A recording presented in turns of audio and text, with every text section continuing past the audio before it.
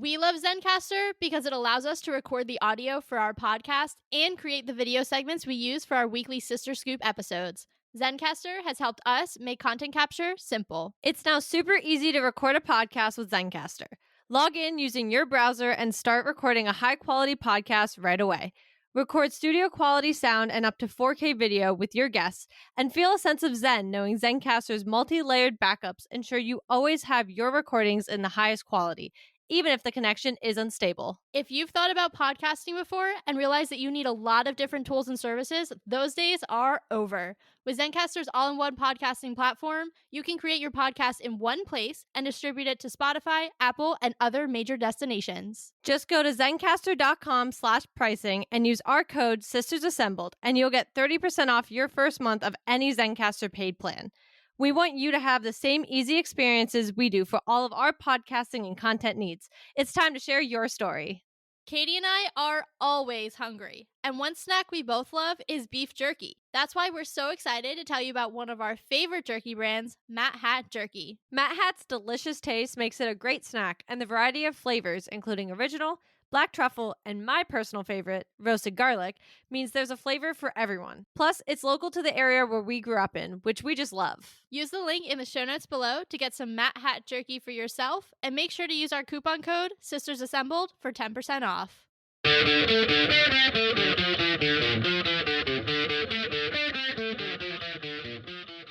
Hello and welcome to Sisters Assembled, your home for all things MCU.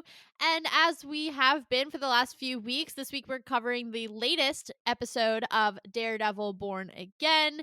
And like we've been doing the last few weeks, which we don't always do on this show, we're going to give you a verbal spoiler warning as well, because there's a lot to talk about in this episode directly related to episode 4. So if you have not watched episode 4 of Daredevil Born Again, please make sure you do so and then come back to listen to our analysis, because there is quite a little bit to break down. I'm going to send it over to Kate and she's going to kick us off. This was a really weird episode because I think it was not focused on one thing, which is not a problem, but I think we were covering all of the different storylines in one episode, because I think next week, as we're already midway through the season, some things are going to hit the fan.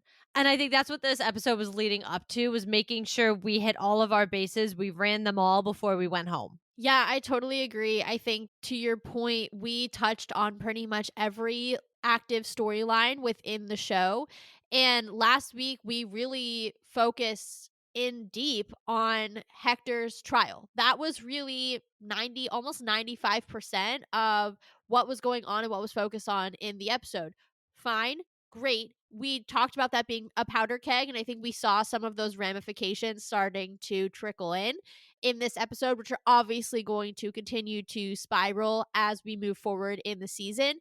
But this episode was basically the exact opposite of episode 3, in that instead of going deep onto one of the storylines, it really, I don't want to say shallowly, but it really spent the time going in and taking, inching each other storyline forward, so that when, to your point, we get into episodes 6 and 7, those are starting to really ramp up. Or 5, 6, and 7, those are really starting to ramp up the ante. But I think this was laying, almost even catching us up where we were on some of the other storylines and moving them forward, while also saying, hey, we know you spent 95% of the episode with Hector last episode. We didn't forget about that. That's still out there in the ether, and that is going to blow up too.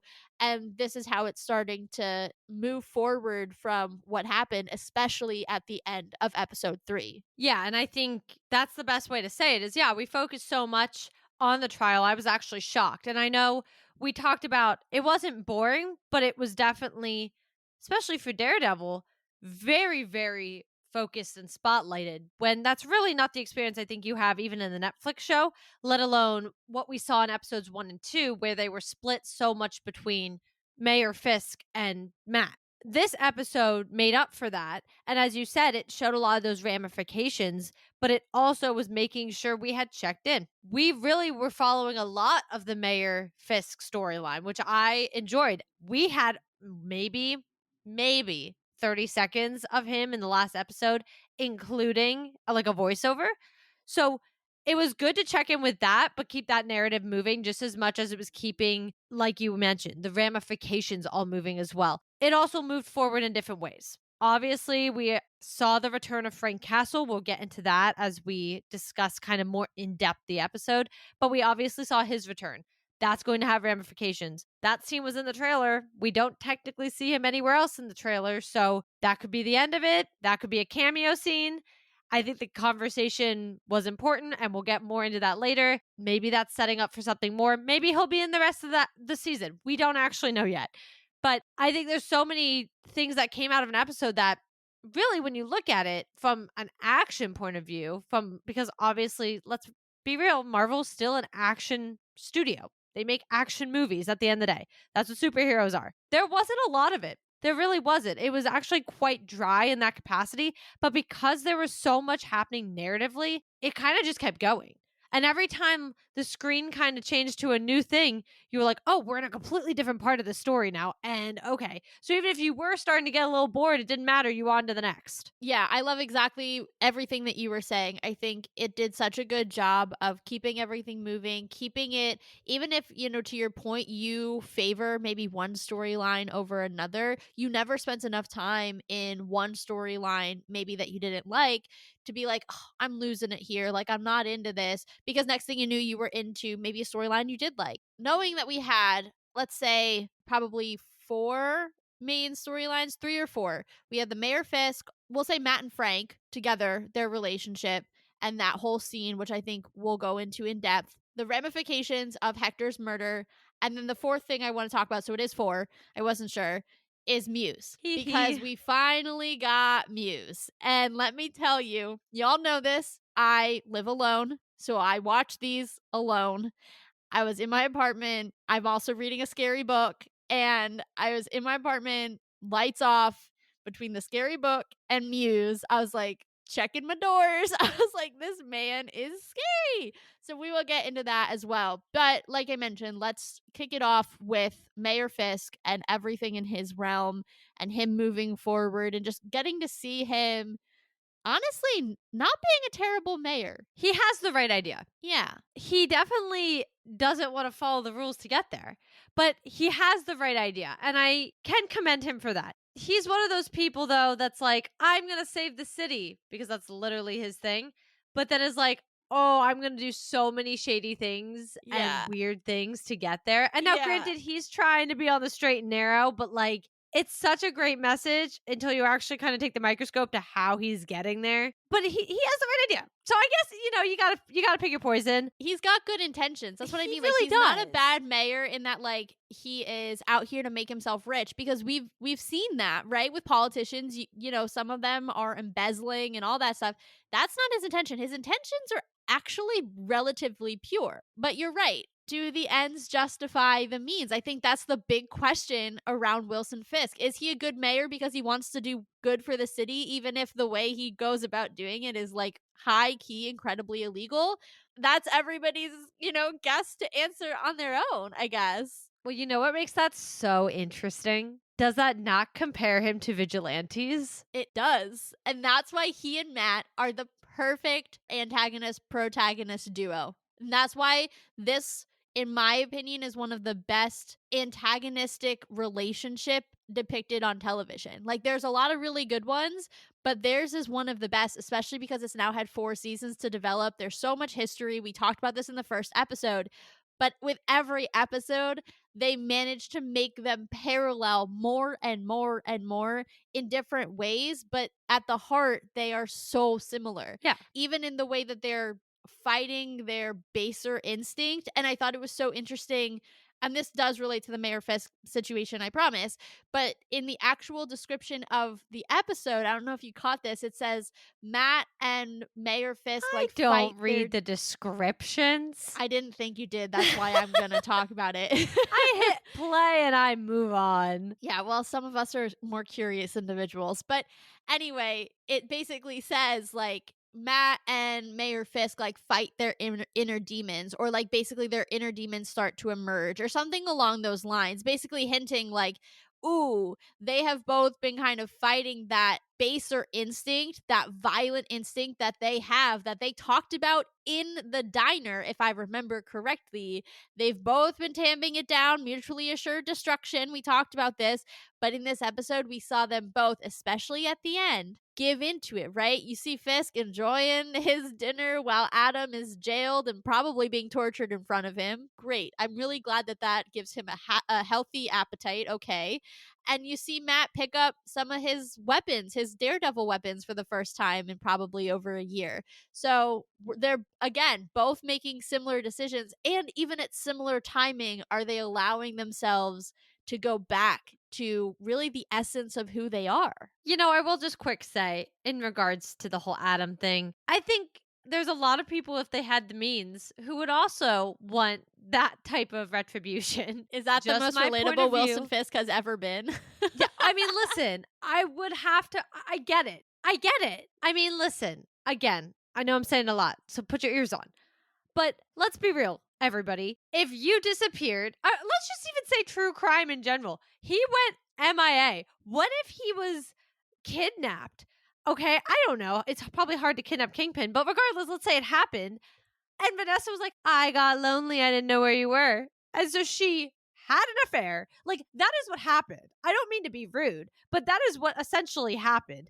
Was, yes, he had to disappear for a lot of different reasons. Obviously, he also got shot in the head. Let's not forget. Like, I think Vanessa forgets. He literally was shot point blank in the head. The fact he even lived is shocking. Did you catch that? I just want to go back to episode, I think it's 1 or 2, whichever one. I know it came out the first night. I just can't remember which episode it was. When he's talking with Matt in the diner scene, and he says to Matt, "Oh yeah, I took on a protege," and then Matt looks at him and goes, "Yeah, didn't she shoot you in the eye?" Right. Right. Okay. Yes. Matt pointed it out. It was beautiful. And he was correct. So I think that's where I'm like, I understand though. Like, she just was like, I was lonely. Therefore, I found another man. And then you happened to come back. But I'm mad at you because you also left me. And I was like, okay, whiplashy a little bit. But I don't blame him, for the best way for him to respond was to kidnap the guy, put him in his own little jail cell thing, and essentially ruin his life. Like, also, it's Kingpin. Like, you knew who you were getting involved with, and then you cheated on him. I'm not a Kingpin stan, but I get it. I feel empathy here. Interesting. I'm gonna play the Vanessa side on this one, because No. I do understand the Kingpin POV, right? Like, nobody wants to go through that. That sucks. But I will say, I think they did a good job actually in the show. I'm gonna come at it from an analytical narrative perspective. I think they did a good job in the show in therapy of explaining and going deeper into why that was so triggering for Vanessa, True. because of her relationship with her father and his relationship with her mother. Like, it wasn't just her being like, I'm lonely now, like I need like someone to be with. Like, there were deeper things going on, and Oh, I that's actually fair. think that was really well written, that whole scene, to say, to give some depth to that choice, and to, make that actually almost like bonding, right? Because he didn't know those things about her. Those were things about his wife that he was learning, unfortunately, in couples therapy. But now I think he can understand, like, oh, well, you had a certain relationship with your father. And then he opens up about, again, his relationship with his father. So in some ways, it's kind of in a long roundabout way, like going to bring them closer, I think. But I just want to commend that scene, because I think it did a good job of kind of airing out both of their feelings, but also getting to the deeper, reasoning behind it. No, I think that's totally fair because I agree. I think it was really nice to see that play out and be discussed genuinely. I feel like shows, when they have to do therapy scenes, really, well, one, there's always the same textbook responses that they always do in a therapy scene, which I think is exhausting, but also it really brings a different, like, if you've ever been in therapy, this is not how it goes. And I'm not saying this example, but most situations, that's not how it goes. So I think they're doing a really, really good job at portraying, one, Heather as a great therapist, but two, how it really can help. And so I do think that was a great point. I mean, if you notice, and this is smart work and who sets the scenes and everything else, but she's not at the other end of the couch anymore. Yep. She's getting Yep. progressively closer. And so I think that's interesting because if there's one place they don't need to hide their relationship status and where it's in therapy. So Yeah, in that first session, they sat as far as humanly possible away from each other as possible. She doesn't need to put up an appearance that things are getting better or whatever else. She made that conscious choice to sit closer to him. Yep. And so I think that was like also a very beautiful shot. Like that was very well done. I commend whoever thought to do that because it's a way to show just with bodies. They never mention it, they never talk about it. I'm sure there are plenty of people who never even thought to think about it. They were just like watching the scene. But I noticed that and I was like, that's smart. That's smart on where you place them. And that's telling a story without having to tell it. Yeah. No, I'm so glad you brought that up because I clocked that immediately. I was like, "Oh, look at how much closer they're sitting," right? It to your point, it gives their relationship status without them having to be like, "I want to open the door to like reconciliation." And then it gets at that whole question at that she poses at the end of the session, which is, "I need you to tell me, are we dissolving a marriage or are we, rectifying or, saving a marriage?" Yeah. And I think their bodies alone answered that question, regardless of what, they were saying in that session and the frustration and the anger and the hurt and all of those things. They are getting closer and they both are coming into that wanting to save their marriage subconsciously or consciously, whether they know it or not. Exactly. I do think as we go back to like the Adam thing, I have to pose the question, will his marriage and her infidelity in it be what costs him the most? In terms of his political clout Yeah. or just his general happiness. No, as in terms of political clout, because quite frankly, I'm not 100% sure what Kingpin does to be happy. I'm not like, I would answer the question with, I like to read and hang out with my dog. I don't really know what he's like. This is my level of happiness, and this is what I do that makes me genuinely happy. But as far as political clout, do you think, because let's not forget, in the first two episodes, they are consistently driving home the fact that his wife needs to be present and she can't be cold shouldering him either. Like, it looks bad for him to sit here and have a wife that's essentially estranged from him, but the general public doesn't understand that. They don't see that. They're just like, why is his wife like not here again? Why is his wife not present? She is now the wife of the mayor and she's nowhere to be found. So there's already been quite an emphasis on the fact that Vanessa needs to be just as involved in this as anybody else. I mean, I don't know much about being a mayor or their wife, but look at the president as a great example. The wife almost always, the wife of the president almost always, first lady, that's the word I'm looking for. I was like, is she gonna get there No, I or wasn't. I wasn't. The first lady always has like her little side projects. Like for everything that everybody always made fun of, like Michelle's was always like the healthy lunch thing. Like that was her side project she did when she was in office. So like what's Vanessa's? What's Vanessa's prominence in being there? Like she's not there. So do we think that not just his marriage issues, which they're clearly working on, but now the bigger fact that we have Adam, who I don't know from Adam, haha, is sorry, I had to, is like sitting somewhere in a jail cell being starved and beaten, and Kingpin's responsible. All right, I think that's a twofold question. Do I think that the actual optics of the marriage are going to be a problem for his mayorship? I think that I need more information to be able to give that answer. And I hate copping out like that. But here's why. Because I think when you're looking at something like the state of a marriage for someone in office, he wouldn't be the first one to have marital issues in office. People overlook that if you are doing a good job at being a mayor. So I think we have to see how, his Red Hook project or some of his other initiative, his vigilante bill, which we know is coming. That was the one thing I don't think we furthered this episode.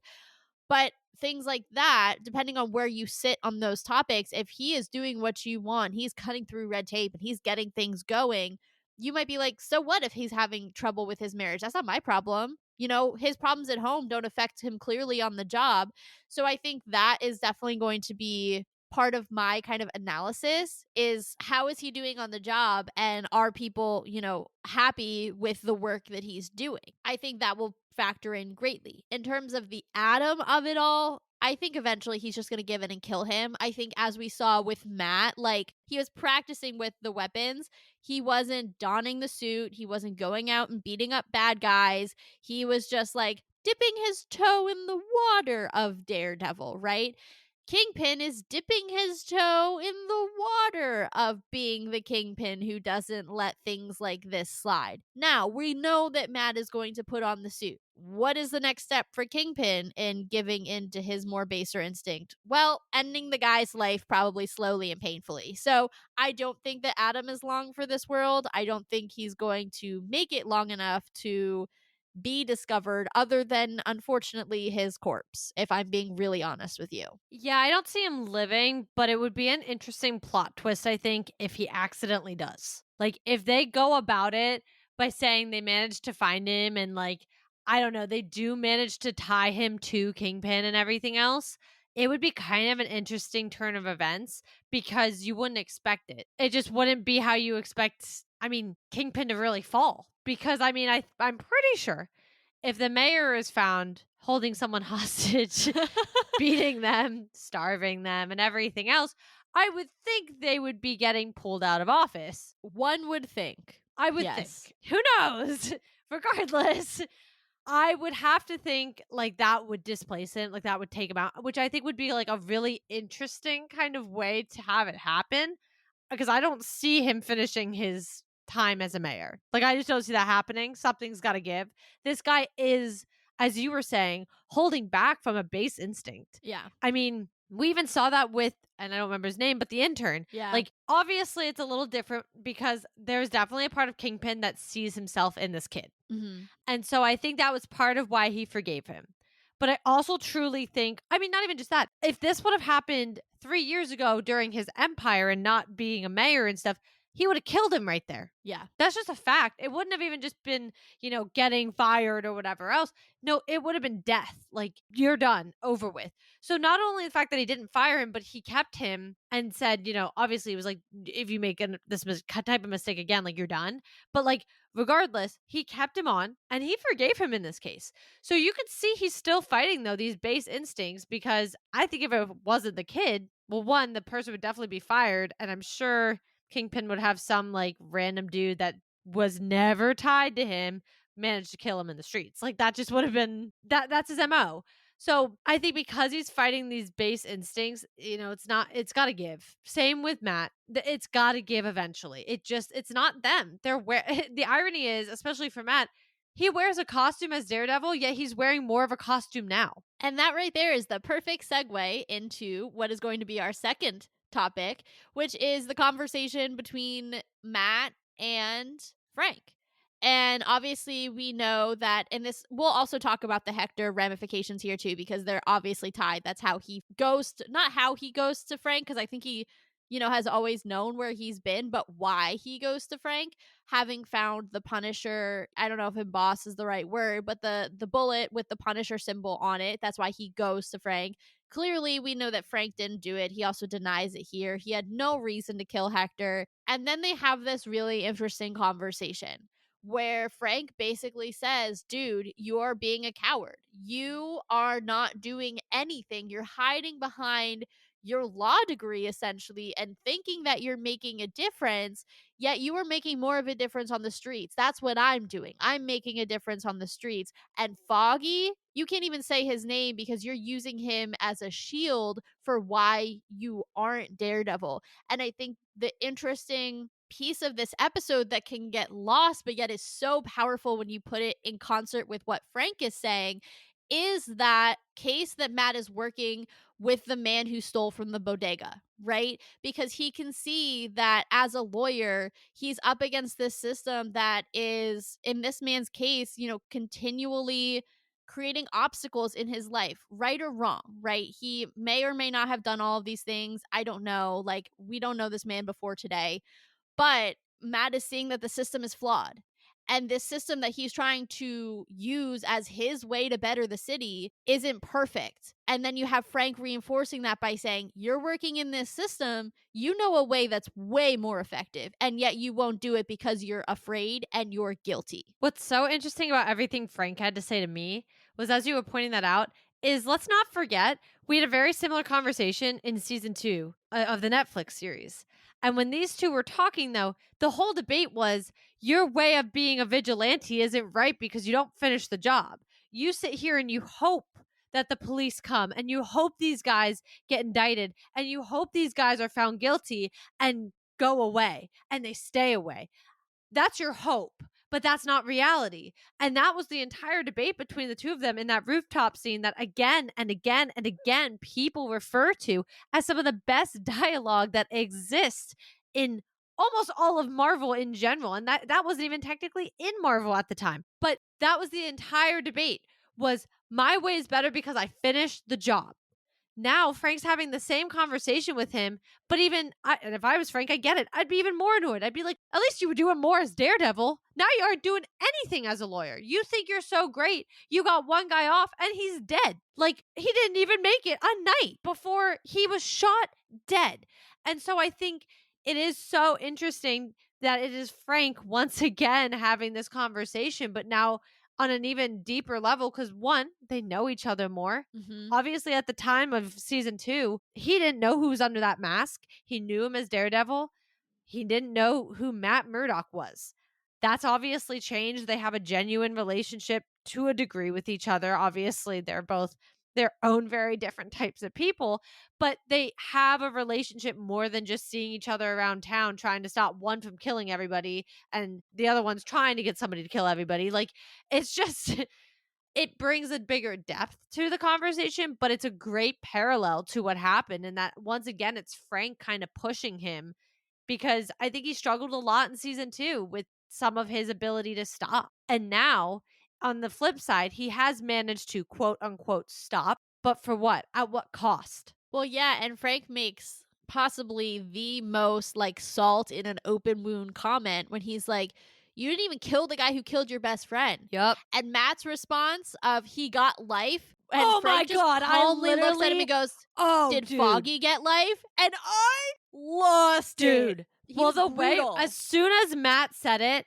I you know how like sometimes you fill in, Yeah. and I was like, dude, the most savage response right now would to be like, well, did Foggy get it? And then when Matt, oh, not Matt, and then when Frank actually said it, I was like, what about Foggy? Did he get life? And I was like, oh, he actually said it though. Dang, like Yeah, dang. like those were the quiet thoughts.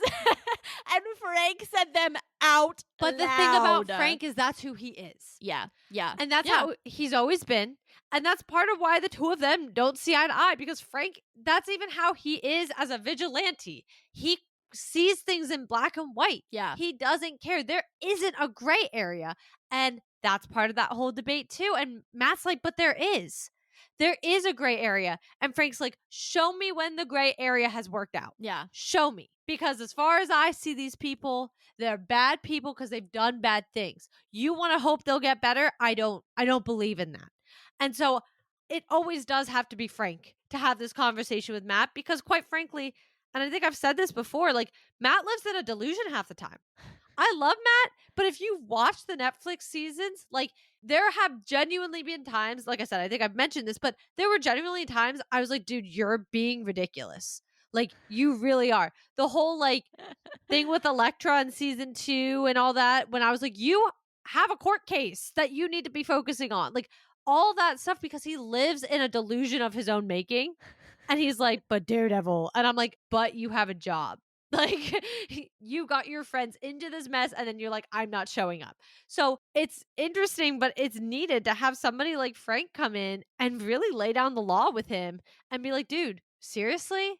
And to your point, he sat there and said, you couldn't even finish that guy off. And let's not forget, this wasn't a random attack. Bullseye's been making his life miserable. Like, this was not random. He had probably plenty to go off of to kill the guy, let alone the fact that he killed his best friend, but he couldn't do it. Yeah. And it's such an interesting, these two pose a very interesting moral dilemma when it comes to vigilantes, right? Because Hector was more in Matt's camp, right? Hector would literally give the guys over to the cops.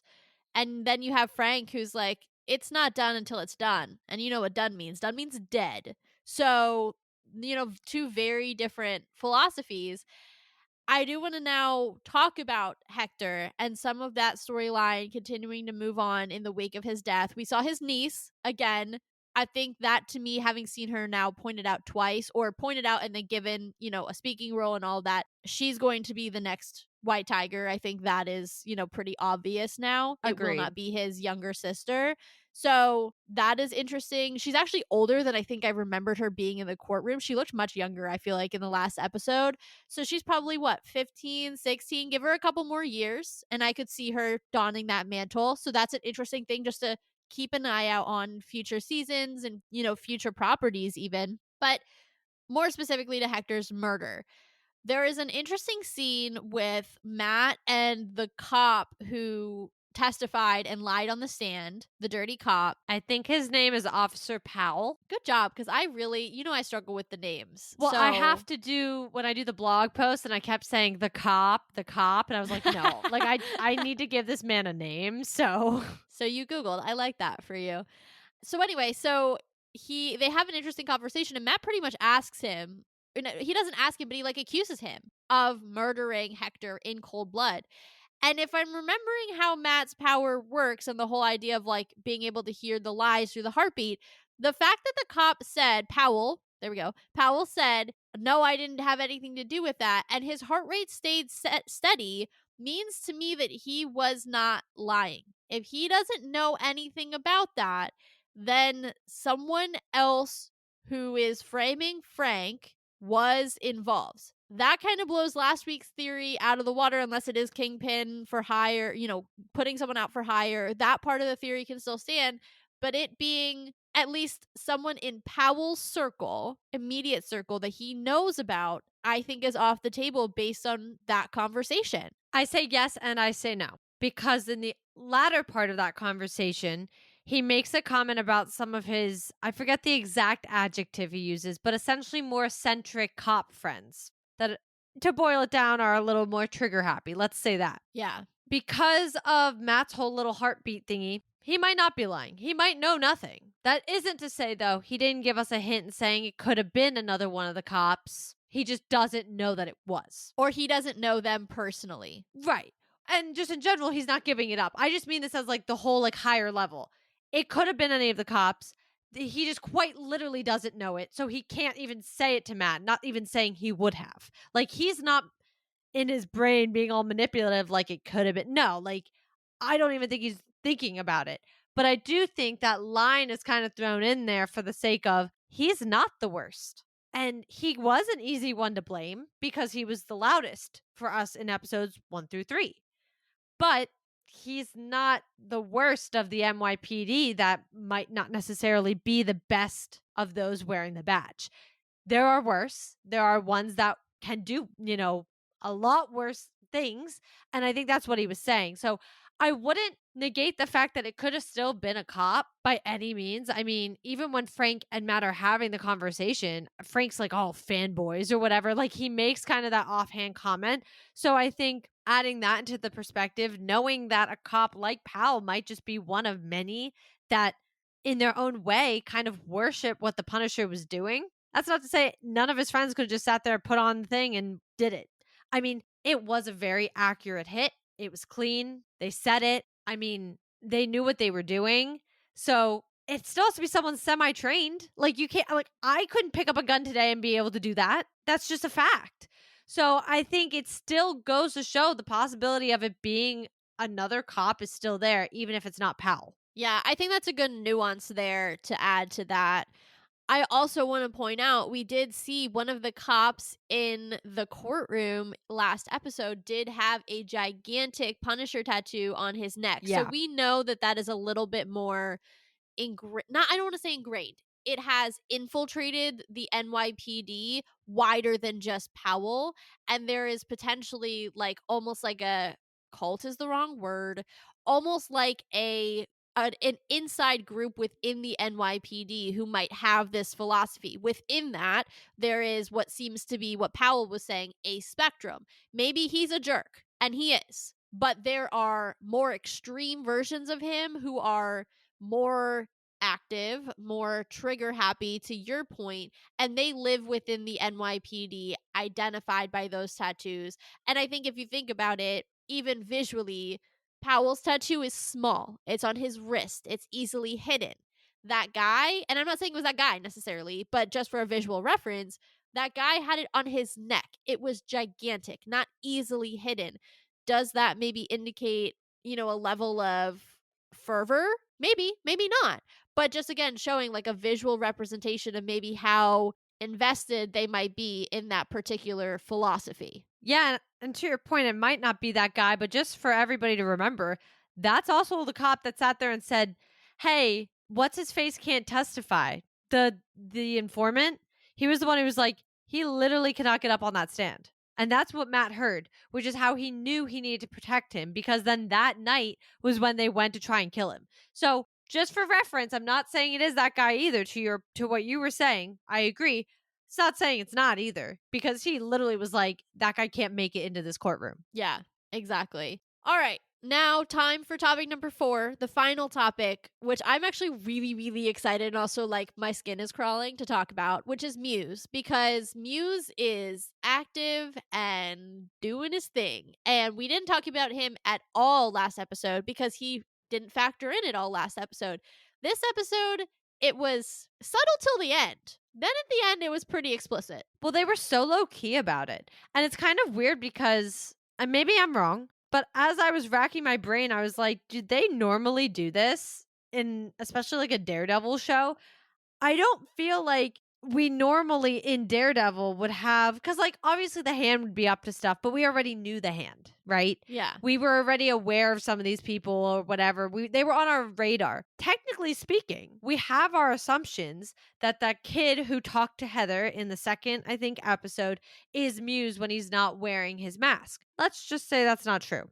Hypothetically, it is. I'm going to tell you right now, it is. It 100% is. My spidey senses don't go off often, but when they go off, they know what they're talking about. Well, it's also like a distinctive actor. Like, Yeah. you're not going to put him in to be in technically a single episode if that's what's happening. Like, we haven't technically seen him since. So that's just that. I'm sorry. But hypothetically, let's say this. We haven't seen Muse before. This would have been the first time. As an audience, we don't even know who this dude is. He just shows up. We're getting a weird point of view of him, and we're seeing he's up to no good. In the meantime, we spent the entire rest of the episode following Matt and Kingpin doing two very separate things. I mean, oh wait, I just got a quick throw in. Whoever thought, let's put Kingpin in front of a bunch of children where they're going to sing? Thank you for that. I loved it. I lived for it. Great moment. I just have to mention that. Listen, I did. I couldn't like not bring myself to mention it. And I totally forgot until this moment that we had to sit there and watch that. I cackled so hard. I thought I was going to break a window. I died. I was loved like, it. this is so, like his face of like pain. I was like, this man has no poker face, which is hilarious because he's the kingpin of crime. But when it comes to children singing badly, he looked like someone was torturing him. Well, I live for the fact that this guy wanted to be mayor for only one distinctive purpose and didn't think about the fact that he would have to do more than just the one thing he wanted. Yeah, and then he had to go to the parade for, or not the parade, that day that actually Matt was talking about, and he was like, "Why am I here?" Like, dude, there's like other things that you have to do to like Be a mayor. support your constituency. Like, Yeah. yeah, dude did not think that one all the way through. No, he did not. But regardless, sorry, I digress. We like cold open on Muse Yeah, aggressively. And it's so weird because as an audience, we have more knowledge now on this character than the main both antagonist and protagonist, who might just have to end up teaming up to take this guy down, because if you really think about it, they're both going to be severely affected by this guy. We talked about him in episode 2, I believe, when we thought he made an appearance. He is literally like, if you look up his character on the Marvel database, he is described as like a psychotic serial killer. Like, that is literally how Marvel is describing this character. to put that into perspective, because I too was reading the Marvel database. This man paints in his victim's blood. So that scene where he was literally siphoning the man's blood while he was still alive, mind you, was so that I mean, presumably, if they're going to follow the comics, was so that he could use it in his terms, artwork. I would not call that artwork. I would call that psychosis, but to each their own, I suppose. And then you saw the other bodies hanging there. And in the comics, if they're going on certain stories, those people are actually still alive.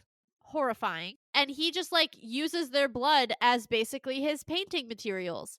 Interesting. I don't think they're going to go in this direction in this show because it is so grounded and we know there's a lot of talk around the Inhumans. But in the comics, his victims are often actually Inhumans. So the Inhuman courts are actually, and the Inhuman like enforcement agency, I don't remember what their name is, they actually are after him too because he's like committing anti-inhuman crimes. So do I think these people he's after are Inhumans? I could only wish, not because I wish harm on Inhumans, but because I actually like them and would like to see them. No, I don't think that's what this is. But I just thought that was an interesting little tidbit. Well, actually, what's also funny is he is an Inhuman. Yeah. And what's so weird about this is, I mean, what's so weird, but not really, is we haven't yet figured out if we're going down that route with him in this series. Like I said, we literally just saw him for the first time. But a lot of his abilities are what makes it hard for Daredevil to find him and beat him because he has, and I'll just go through them really quick, kind of just a general list. Well, first off, the weirdest one is his body acts like a vortex, which kind of absorbs sensory information. So that actually makes Daredevil very, or Matt in general, it makes it really hard for him to track him because he like can't use all his extra senses to do it, or like heightened senses should be the right way I say that. But then they get a little more normal beyond that. So superhuman speed, superhuman strength. There's also like the theory that he's kind of like Spider-Man and can theoretically climb walls. Like, just imagine this kind of really freaky masked dude who's also committing like crazy kidnappings, killings, all sorts of stuff to then use his victims' blood as paint to make all sorts of art and murals, also climbing walls. Like, I just, he's not like, he's a very scary type of antagonist and villain. And so it is really interesting that, we're gonna see him, but we're in episode 4 already. This is the first time we're really seeing him. And again, I go back to the fact that Matt doesn't even know this guy exists yet. Yeah, it's definitely very interesting. I will say one of the cool Easter eggs that we saw earlier in the episode before I think he ever made an appearance on screen was they've done a lot of showing the graffiti throughout the show, like in some of the like establishing shots, like, oh hey, you're in New York, here's some kingpin graffiti. There was actually a Muse tag on, I think it was on one of the kingpin graffiti art. Yes. So that was super interesting. Was that done by Muse? Probably. So he's already starting to dabble in, artwork. I do think there's a bigger piece, unfortunately, coming. Yes. And really quick, while you mention the artwork, I do just want to clarify something. It's not just painting with his victim's blood, he uses them as props, just to clarify. So, yes, he paints with the blood at times to make murals, but he stages some of the victims' bodies as well as his artwork. So, if you guys have ever watched Grotesquerie, I don't know, it was on like FX or something, but I was streaming it, and it was the same kind of idea, and I never actually finished it, so I couldn't tell y'all even if I wanted to what happened. But it was the same idea where like the guy was a serial killer and was using his victims' bodies to stage scenes from the Bible. So like the Last Supper was done and things like that. So if you happen to have watched that show, same concept. Will we see that happen here with Muse? I don't know if we're going to go that far. I mean, they did say that Born Again was going to be more violent and gory and stuff than the Netflix show. So I would assume like that seems pretty violent and gory to me to have bodies staged in different pieces of artwork and stuff.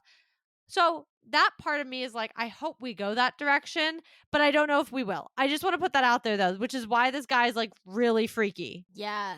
I'm actually like low key surprised he's even in Marvel Comics. Like, that's like really dark. Somebody was having a bad day and was like, how weird, dark, gory, and just off the handle can I make this? And that's where we got Muse. Well, and I know that there's some like, there's got to be some out of this world type stuff. And I'm not talking space, but like it's comics, right? So there's some odd things that go on. I'm not discounting that.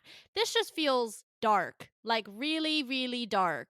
Honestly, I think part of it is because we've gotten so accustomed, and even to the outer space stuff, we've gotten so accustomed to the weird that's so normal to us. Yeah. We have wizards, we have Hulks, we have Spider-Man exists and that's never been Talking something raccoons. yeah, like we've never questioned these things.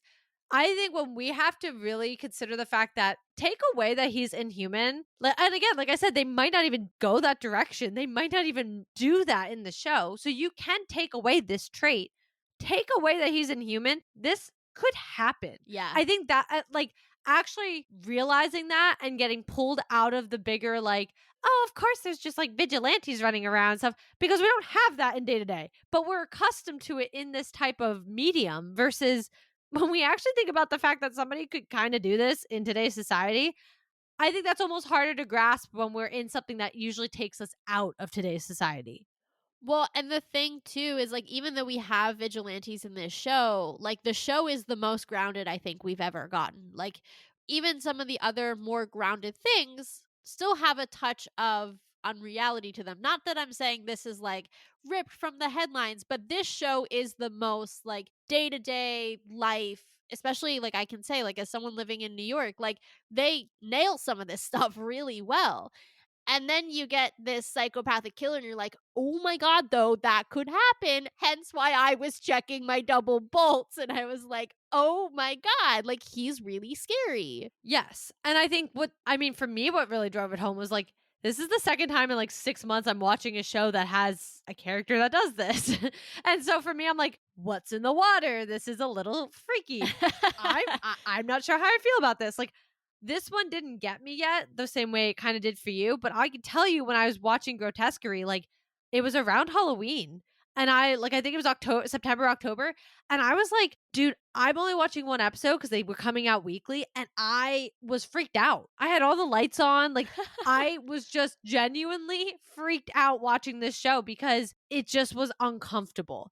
And that's kind of the same vibe here. So it is kind of interesting that like when reality comes crashing in, it's actually the more fearsome thing in the show than almost anything else. Like Yeah. Kingpin, drug lord, what criminal masterminds, whatever. Okay.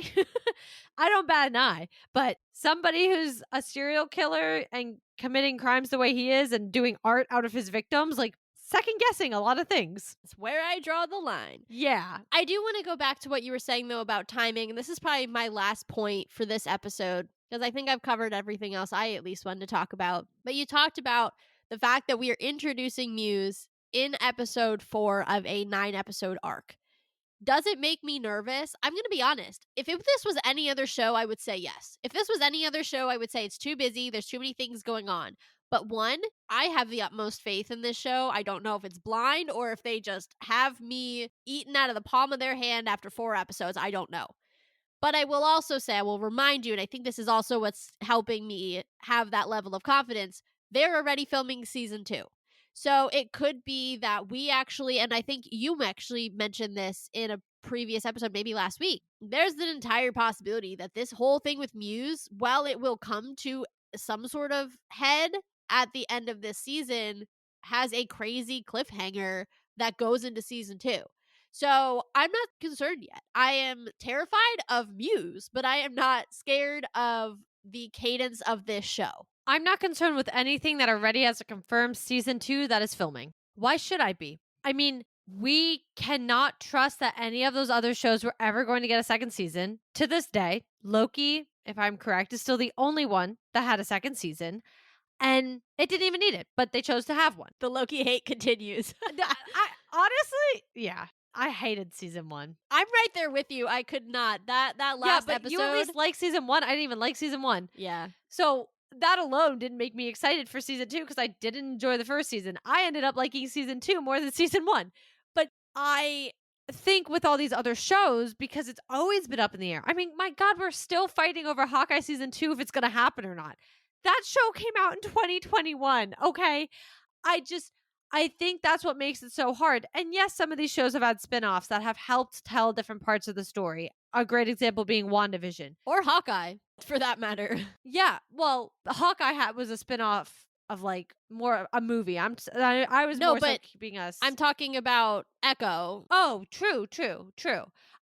Sorry. But otherwise, we don't ever have confirmations. The only ones we've had confirmations about have also all been our animated ones. So knowing we have a second season coming, knowing it's being filmed, I'm not worried. Because if you don't end this with a nice little bow, I literally don't care because I'm going to be sat by hopefully end of next year watching season 2. And you're going to make sure that you pick up where you left off no matter what happens. Yeah, totally. And on that note, I am good. I feel like I've touched on all of the major points I wanted to talk about. I am also good. All right. Well, we're still loving this show, still big fans, and Daredevil Born Again is living up to the hype through 4 episodes. We will be continuing our coverage, so you should make sure that you are following on your podcast platform of choice so that you are ready when we are to drop new episodes. You can also check out the website, which has our calendar and also good information about the show in general. Last but not least, if you are enjoying the show and you'd like to help support us, you can do that through our Buy Me a Coffee, which the link is below in the show notes. You guys can also give us a follow on all of our socials linked in the show notes as well. And we will be covering episode 5 of Daredevil Born Again next week. So make sure you guys are keeping up with us and Marvel, as Marvel just blew your mind. So let's talk about it.